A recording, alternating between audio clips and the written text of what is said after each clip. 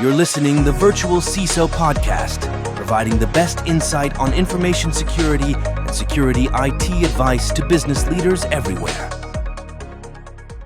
Hey there, and welcome to yet another episode of the Virtual CISO Podcast. With you, as always, your host, John Verry, and with me today, Kevin Dinino. Hey, Kevin. Hey, John. Thanks for having me on. Looking forward to it, sir. Always start easy. Tell us a little bit about who you are and what is it that you do every day. I appreciate that. So I'm president of KCD PR. So we're a strategic communications agency that does a lot of work, really guiding companies in the cybersecurity space specifically, but then also in the financial and technology world as well from a client base too. So I've been doing it about 20 plus years, virtual services really across North America. Before we get down to business, what's your drink of choice? I actually didn't hear what you said, John. I'm sorry. We gotta cut that one. Oh, my drink of choice. I should have known this because you told me. Yeah, sorry. You want to start Okay, with what's your drink of choice, and then we'll cut yeah, it again? come on. All right, so let's go though. What's your drink of choice? Feel like it's Friday here. Scotch would be my drink of choice. So I actually did the trail in Scotland as well, the Speyside Trail. Johnny Walker, probably my go-to, John.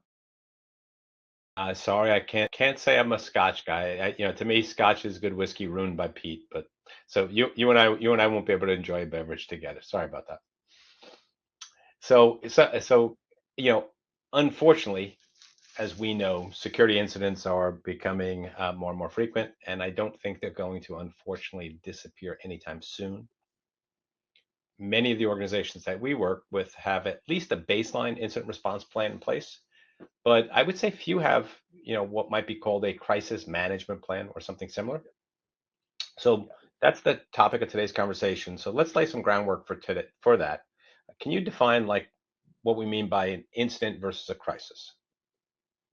Well, I mean, incident probably has a little bit more of a cyber play on it. So whether it's an actual breach or something specific to a network, et cetera, that's when I think of an incident response. When you think of crisis communications, there's a variety of things that can happen. It could be, an injury, a death. It could be a large financial loss, an employee situation, customer situation. There's obviously a wider world, I would say, in the crisis ecosystem, if you will.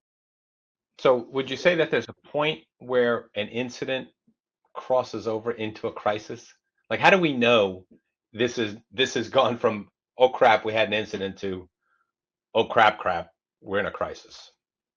Yeah, there's always going to be crossover, and I would say to the point of it's definitely not an if scenario. Now it's a when scenario. So, and this is where kind of determining if there is an incident, how to kind of dissect and then communicate off of that crisis are huge. So, what usually ends up happening, John, is, it could be something where, let's say, a CISO of an organization detects something, or in many cases it's not detected, and a customer is impacted, or there's something specific that happens. So, a small business example, we've had clients whose websites and basically their whole network was hacked by an ISIS support group. So when you went to their small business website, it was a ISIS support group, black flag, etc.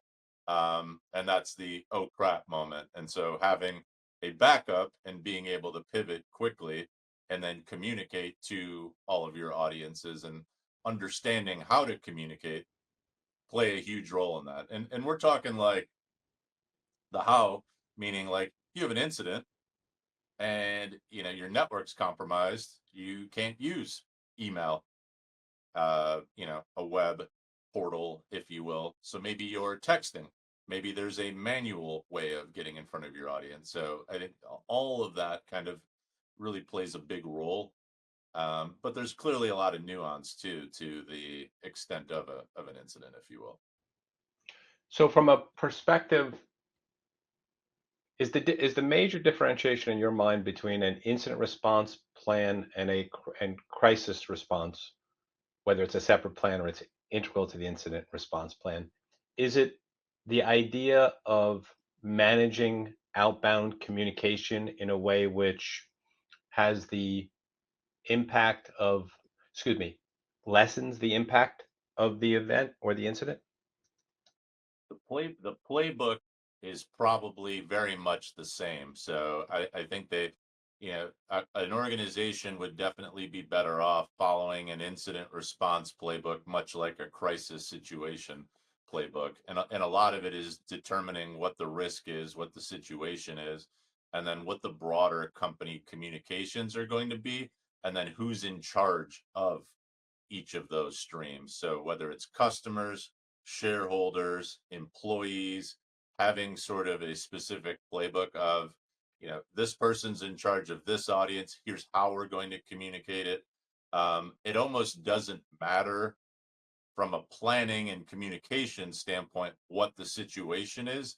If you run the same playbook and lean heavily on communicating, and I would say and over communicating, which this is where incident response plans tend to fall short. There tends to be a turtling and no communication, and that tends to create an even wider crisis because then you have things like media interactions or prognostications taking flight, shareholders, customers, etc. And then you start to spiral. A colleague of mine gave a great example actually, and it puts a visual picture on it. If you imagine sort of the 5 Olympic rings and you put them on a table with a white tablecloth, and then you spilled some red wine on the tablecloth, you start to see kind of the wine infiltrating the various parts of a business: legal, operations, communications, it's HR, etc. And so all facets of an organization have to be communicating, because if one of those audiences is impacted, clearly the other 4 or 5 are going to be as well. And I think that's really the key part of it, is ensure you are communicating, because in many cases you will be punished in many cases by the court of public opinion, your reputation and your brand down the road as well, without a plan of attack and without communicating. Yeah, you made me think of something that I hadn't thought of in preparing for the conversation today. We had a client who didn't find out about an incident until a reporter called them up and said, "Hey, this breach happened over here. You host all of your data there. You know, what's going on with your client data?" And the person's answer was, "I have no idea what you're talking about." And that was what got into the press. So that's an interesting situation, because I was going to ask you later on in the conversation, like, should your crisis management plan be independent of the incident response plan? Should they logically be one document? But here's an interesting case where there was we didn't know about the incident until it was a crisis, and communication was critical. Happening more and more. I mean, that's a great point. I think a lot of these, bad actors are really, smartening up from a communications and PR standpoint, and in many cases going to, in the scenario you mentioned, seeing that a lot, going to whether it's influential media, and or shareholders, and saying, hey, this breach has happened, as well, because in many cases, John, if it's a ransomware attack, a lot of these ransomware groups, they're still in many cases financially motivated too.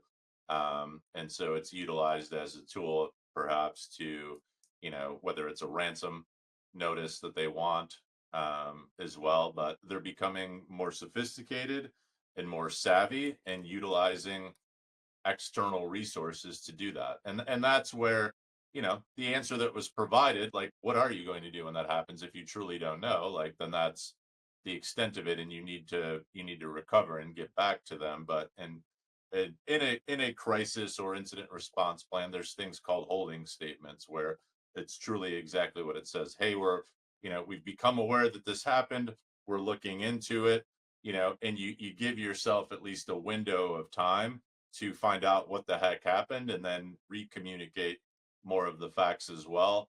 But that scenario, I think, is becoming and probably will become more of the norm, as well as the sophistication of these various breaches continues to kind of ante up. So if you think about a normal incident response plan, they all follow effectively a similar structure, right? We identify the issue. Ideally, we determine the root cause. We seek to contain the incident from spreading further.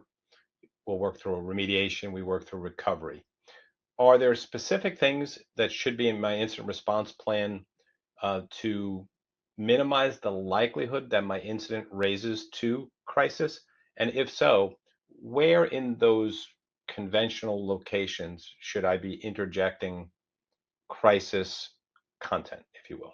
A lot of it is going to be sort of the nuance of what the actual communications are around the incident. When we talk through that tree of, if you're a larger organization and you have business unit leads, who's in charge of reaching out to clients, third party vendors, employees, if it's the case of Wall Street, as well, and making sure that that response is as ironclad as possible and consistent. Because what will potential the risk of what can happen in the scenario you present is where you have a lack of clarity on either the response structure, or there tends to be a gap in that an audience maybe either gets ignored or communicated in a different method, and then the risk goes up inevitably based on that too. So it's very much a dance and an art form in a way, but it's also very practical, and that the message needs to be consistent. The medium likely needs to be consistent. And if there are certain, kind of what I would call, very important or high dollar, whether it's top customers or, relationships, et cetera, making sure that they're personalized as much as possible too, to that end. But it's very much the breakdowns that tend to occur, are likely along the way in the form of how the news or the updates are being made and who's in charge of them, and making sure that they're consistent as well. Gotcha. So it sounds like you're not saying let's shim this into this part of the plan. It sounds more like whether it's an independent plan or within the plan, it says when we need to message and we need to message to these audiences, here are the here's who's going to message, and here are the types of messages that we would want to communicate depending upon different parameters associated with the event. There's also, for the media example, if any media inquiries do come in, here's who's in charge of managing those media inquiries. Please, communicate that or direct all calls, emails, et cetera, to this person or group. And then they run point on really any external communications, whether it's analysts, Wall Street, media, et cetera. They're running point on that, and then can kind of liaise with business unit leads, as well. Yeah, it makes a lot of sense because I think the people that are typically involved in incident response tend to be on the technical side of the equation. Yep. And I think their focus is on the technical components of responding to the incident. And I think that they are generally not knowledgeable enough about the business itself and the potential impacts associated with poor communication, right? That's what we're trying to solve for here. That's exact. It's poor or inefficient or incomplete communication, and to your earlier question on sort of what are potential pitfalls, it's not even necessarily in the dealing of the actual incident. A lot of it is the planning and communication for the go forward strategy after said incident or crisis happens as well. And in many cases, you're doing triage. You've got your technical team, whether it's a CISO, et cetera, kind of working on the technical side of things. But for a larger, really any size organization, the reputation of the firm, a lot of what comes out of that from a reputational side is the after of, okay, whether the breach has been, we've taken care of this breach, maybe we haven't taken care of it, or it's still something that we're fighting, etc. What's our message? What's our voice going to be? How is our brand going to be impacted? How are we alleviating this concern? And that's why you see in many cases, whether it's larger brands, there tends to be, if you're the end customer, you tend to receive a communication. Here's what happened. And then there's always some sort of nugget of whether they're offering a service, whether it's a credit monitoring solution, you name it. Like, there tends to be at least some sort of carrot that's dangled of here's what we're doing. But then the follow up to that as well is just as important. How are we communicating with these audiences to ensure that we have their trust in continuing to do, whether it's to do business with us, whether it's continuing to utilize our network, etc., making sure that their information is secure. I mean, and that's where each of those different audiences, employees, customers, shareholders, really become important after the fact to stay in touch with, as well. So I came into this conversation obviously looking at this from a cyber perspective, because that's what I do every day. That's what we do every day. And it occurred to me I probably should have thought about our conversation in a broader sense, in that there are many types of crises that you might be dealing with that would have nothing to do with a cyber incident. Now, increasingly, it is cyber incidents, but as an example, the famous Tylenol issue, right? Mhm. That would be something that I would assume that the same crisis response process would be followed. And again, now it's just different people with different audiences communicating different messages. So, does a typical when you develop a crisis management plan, if that's what you guys call it, is cyber just one component of that? And then there are different components that are going to be specific to the context of each organization? I would say 5 years ago, they probably were separate. Current day, and probably what COVID and all of that digital transformation really showed, and look at today, is it's all part of one broader plan under the scope of crisis communications. Every business, more or less these days, has some huge big digital shift or has gone completely digital, which that whole COVID era really pushed everyone towards. And what happened is there's lots of, while there's lots of cool things that have happened in terms of whether it's working remote or taking manual processes and digitizing them, and then you weave in things like IoT, remote workers using company networks, et cetera. Just the level of risk on all things digital went through the roof. And so it really is all part of one process. And I think that's probably, to your point, I think a bigger trend where it's not even an either or scenario. And I think if organizations approach incidents within cyber very much as any other um, large crises, they're all going to be, in many cases, digitally based these days anyway, and spanning from that. So that tends to be, I would say, probably a broader, but also a better approach to kind of cover all of your bases. Yeah, I hadn't thought of that because like, so as an example, let's say you were working with Tesla, right? Tesla might be breached. Tesla might be breached, and it might impact client data. It might impact their manufacturing processes. But another crisis would be, a full self-driving mode crash that killed lots of people, or a giant recall, right? That would potentially impact their stock valuation. So in those circumstances, I'm guessing that the your crisis response plan is going to be specific to those types of Correct. incidents where cyber is one type of incident. And as we bubble down, the impact of the cyber incident and the communication might be common, but the source might be different, and you may have different paths that you'd end up taking down this, call it communication tree, right, or hierarchy, if you will.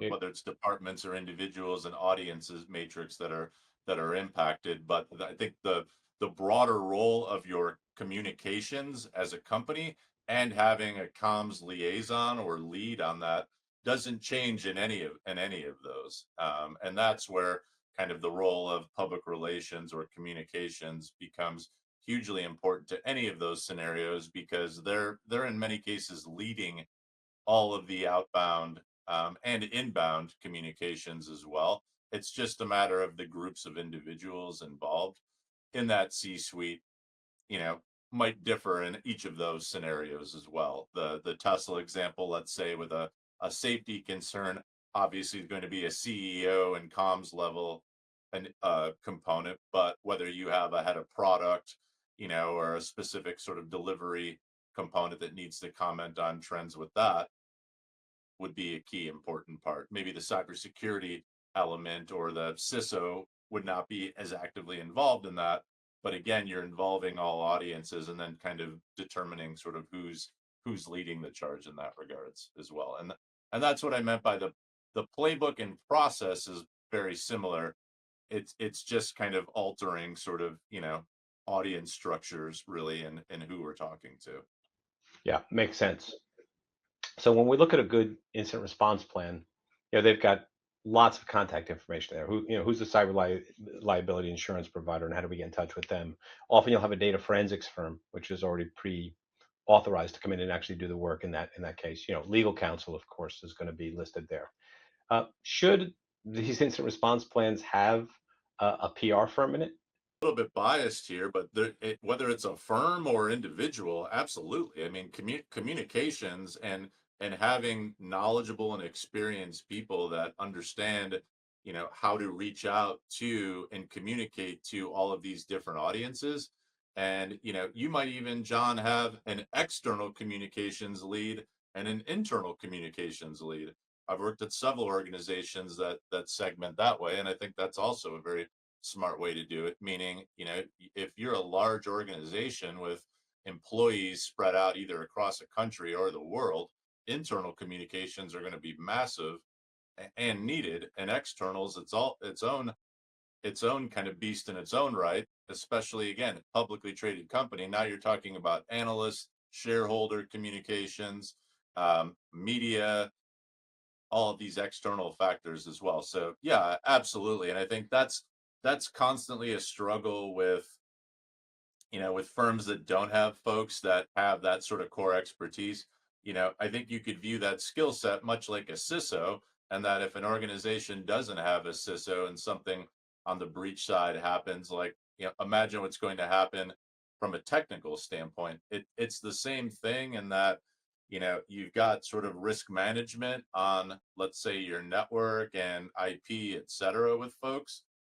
But think about your brand and reputation risk management. And that's where, whether it's a PR firm or a comms team, et cetera, that's where their focus is and that's where their experience is. And in many cases, that can be priceless. So, question for you: most authorized response vendors, like when we're initiating data forensics incident response, very often that's being driven by the cyber liability insurance company, right? They're the entity having the breach reaches out, they begin to explain what the process should look like and say, hey, you should contact these folks. Is that same concept yet exist with folks like you? Are you working with cyber liability insurance providers? That way, if they have an organization of significant size where poor communications, especially externally, especially shareholders, especially to Wall Street, that the impact of the breach would be so significantly higher that having you as being part of their incident response team makes sense? That's in many cases part of that insurance policy for sure, and the risk side. And I think there also can be a situation where, based on your next move, or how you kind of attack a particular breach, both on the technical side and reputational side, you run the risk of, potentially not having a situation be covered by a cyber insurer, et cetera, because of how certain protocols were handled or mismanaged, et cetera. So, I mean, I think that's definitely a big part of it. And, even as a business owner, as well, while in the comms field, like we have a cyber insurance provider and are working very closely with them, much like errors and omissions insurance too, in that regard. So it very much is a key part of that. And I think, especially on the insurance side, while not an insurance expert, I know enough to know that insurers, particularly with these incidents, are looking for ways in many cases to pick apart scenarios and ultimately not insure. And that's increasingly, I was recently at a Chamber of Commerce event where in many cases we're hearing that insurers are going back to clients and using the, you know, war. So if an IP address, let's say, is traced to, let's say, a China or Russia, the insurer will say, well, it's traced to this to this country. We're going to use this clause of, the war clause, and therefore not cover it. And so there's a lot of kind of infighting and pushback on that as well. And so I think that's an important piece of the puzzle, where having a protocol that's in place, because you're going to have issues with that insurance side for sure, and being able to navigate that more and more these days. Yeah, it's an interesting point. I had an attorney on the podcast, I don't know, 6 months ago, a year ago, to talk about the whether or not, when you're looking at your cyber liability insurance policy, whether or not you should have a lawyer review it. And then the second thing was, in the event that you have a serious cyber incident, should a lawyer who is cyber liability insurance knowledgeable be on your team to be able to support you when the CLI provider attempts to shirk some of the responsibility. So it is definitively a challenge for organizations. I've seen clients of ours be not covered when they thought they should be covered. Yeah, absolutely. Yes, on that front. And I would imagine even, from 6 months ago till now, how much has evolved on that front as well, especially just with the geopolitical situation in the world as well. Yeah, I agree. So you may be familiar with, there's been a lot of new or enhanced disclosure requirements coming out of the federal government, right? CISA relating to critical infrastructure. The new SEC disclosure laws around 10Ks and 8Ks are fairly onerous and really, I would say, turning up the heat on good communication around incidents. Um, I would assume that that's probably something that will drive folks to be chatting with you guys a little bit more, to ensure that those communications are done properly. Yeah, I mean, absolutely. I mean, on the credit union side as well, it's now a requirement in terms of just reporting incidents as well. So, in many cases, at least financial services has always been a little bit slow in terms of implementing new processes, et cetera. And this is an area of risk, I think, for banks, credit unions, institutions, public companies with those requirements too, um, to really kind of have an expert come in, build a plan for you, and then make the decision. Okay, whether you need ongoing support, great, we can help you there. But in many cases, if you don't, then at least you have an expert that's come in, built out sort of a plan of attack for you. But you're exactly right. There are still in many cases a lot of institutions out there and companies out there that don't have even an incident response plan to this day, much less any sense of how to communicate to. The old way of saying no comment, or internalizing it and having, let's figure this out internally and not say anything until we figure it out, and then things snowball. In many cases, to your point, like legally, you're not going to be able to do that anymore. And so in many cases, whether it's, an investment into your biz, it's essentially an extension now of risk management. That would be the best way to describe it, because your brand and the requirements of it now, and with this digital transformation that's taken place, and just the velocity of breaches and attacks, it's a must have. Yeah, I agree. I think we have to begin to understand that you need to assume events will happen, Yeah, and our goal probably should be a little less about ensuring that an event never happens, and a little bit more on ensuring that if an event happens, that we minimize the time to detect and we minimize the impact of the event. And I absolutely. think crisis management is all about minimizing the impact of the event. Absolutely. I mean, that is like the hallmark of crisis communications and management across the board is it's minimizing the impact, and then in many cases kind of focusing on the go forward strategy of next steps. So in all of those scenarios, even going way back to the Tylenol recall, et cetera, how did that brand rebuild trust, et cetera? And in many cases it was whether it was a swift action and pulling all product off the shelves, commenting clearly to media, ensuring that the risk was gone, and then going back out, et cetera. Like, audiences and people remember that. And they also remember the flip side, if there was an impact or something that did happen, a lot of brands don't recover from that as well, or are massively impacted. And I mean, while not a cyber, look at Boeing, probably is a great example from a reputational standpoint as well. On that front, probably known as one of the best, if not top five, American run large enterprises, and now dealing with all sorts of issues too. And that's going to take a lot of time to get back to that level of trust too. So it all Yeah, really.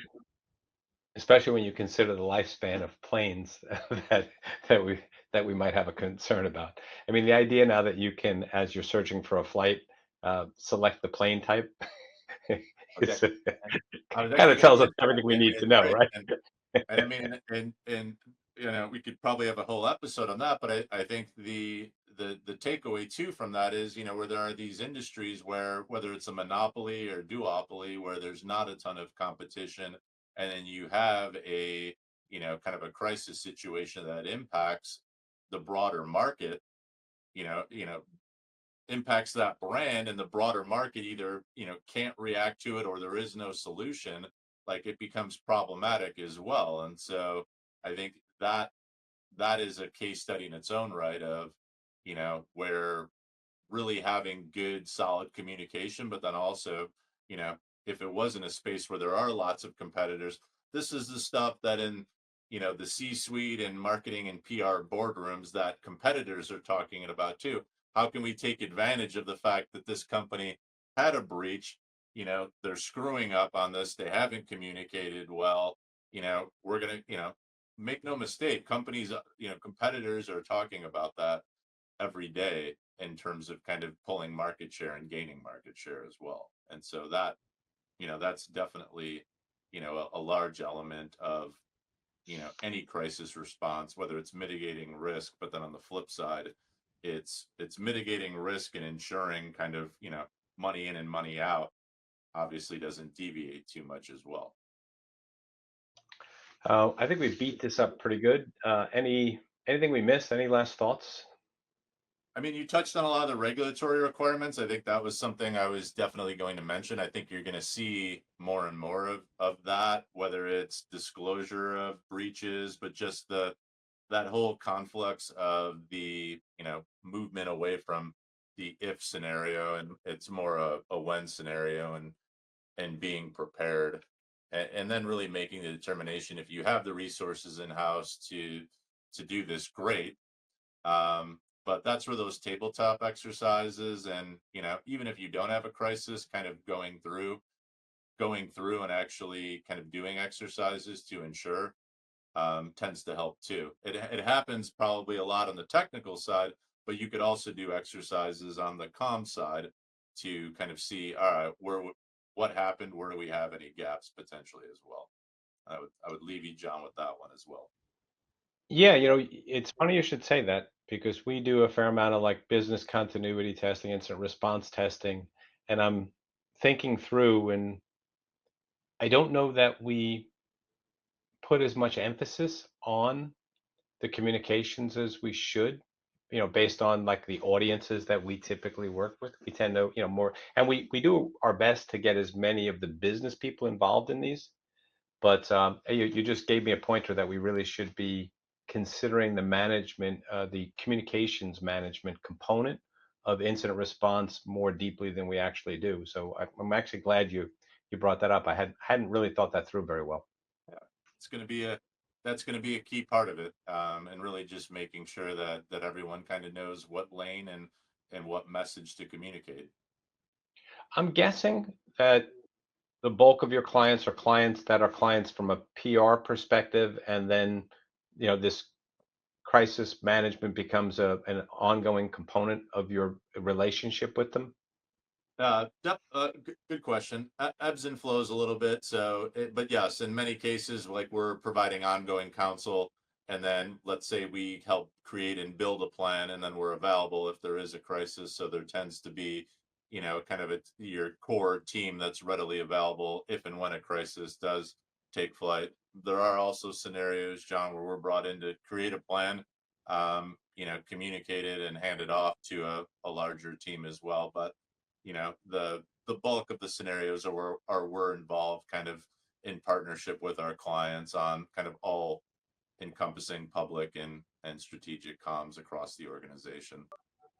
And in light of the fact that the public companies probably have greater impact to an incident if communications are not managed well, I would assume that more of your clients tend to be in the public domain and probably slightly larger than an average company. You're probably not working with a lot of small companies. You're probably working with those mid-size and up companies, generally speaking. But it runs the gamut, probably skews 2/3 sort of middle market and higher. But that said, working with a lot of tech clients across whether it's fintech or blockchain as well, there are a lot of small organizations where this isn't even remotely on the radar, but they're in massively impacted verticals as well, where you might have a CTO on the team, in a management team of 5 or 6, but we're running all things comms related too. And so, those are the needier clients for sure. And then on the flip side, you might have a tech client that's working closely, let's say with a public utility, which we work with as well. And the public utility is kind of woefully inadequate on a variety of comms, et cetera. So working in tandem with them too tends to be helpful. So it really does run the gamut. But yes, the impact is definitely wider felt at a larger organization. But in this day and age, look at the amount of startups, whether it's via partnerships, relationships, or where their tech is being leveraged in larger verticals, or on the government side of things as well. And by government, I'm talking like state, county level, and things like transportation, agriculture, water, as well. They're with everything kind of going digital, there's a lot to really kind of be involved in that regards too. So there's plenty of help that we can provide, I guess, would be the best way to sum it up. And it tends to be similar across different verticals, but there's clearly higher levels of risk in certain scenarios. Makes complete sense. So if somebody did want to reach out, what's the easiest way to get in touch with you? Best way to get in touch, our website, kcdpr.com. Email address is kevin@kcdpr.com as well. More than happy to chat and do a complimentary consult to learn more about your comms needs and help anyone out on all the topics we discussed today. Sounds good, man. Thank you for coming on. All right, John, appreciate the time. Thanks again. Cheers.